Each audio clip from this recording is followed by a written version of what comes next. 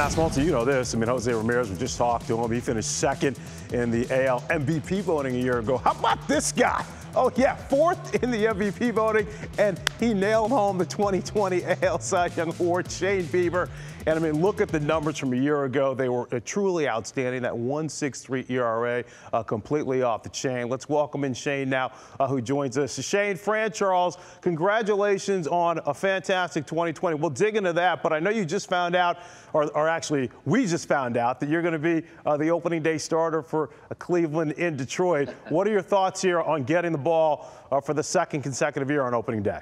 You're actually the breaker of the news for me, so I appreciate it. Oh, I love it. Okay. On, Fran. No, super excited, man. It's an honor. You know, each and every year, hopefully, I get to continue the privilege of stacking those up one year after another, and just trying to get the season started off on the right foot. That's really what it's all about, and to start some winning ways from day one. And, you know, that's what we're looking forward to, getting ready for right now with spring training going on.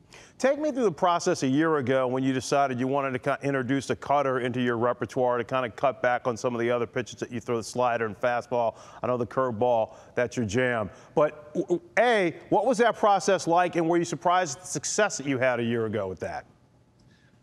Yeah, at points it was good. At points it was not so good. But I think all in all, it was a step in the right direction for me, just to be able to throw something, you know, in hitters counts, different than the fastball.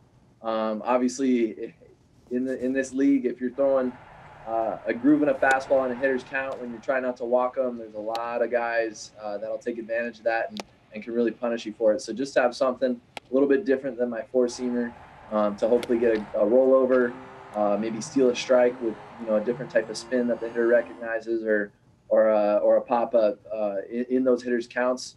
You know, was really advantageous for me last year at certain points. But like I said, at certain points it wasn't so good. So kind of, you know, just went back to the drawing board, trying to improve it this offseason along with a couple other pitches, and just continue trying to move in the right direction with, you know, not just the cutter, but the entire repertoire.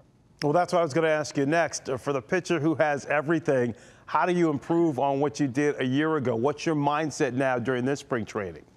Yeah, I think there's a lot. There's always a lot to improve on, and that's what is so great about this game. There's so much competition, not just within the league, but within the organization, right? We have a plethora of, you know, phenomenally talented arms, you know, coming up, and you can never afford to become complacent for 1 second. So, you know, went back to the drawing board with the cutter, like I said, a little bit, and tried to refine my slider, my changeup, which I feel like I've been trying to do over the past few off seasons. But the off seasons, when you can afford to tinker, to play around with a few things, and just to try to improve, you know, your pitches and your pitch profiles. And you know, at the end of the day, it comes down to execution, and that's what we're working on right now in spring training and moving forward to opening day. And the rest of the league should be very worried if you're working on improving on what you did a year ago. Shane, best of luck to you in 2021. We appreciate the time.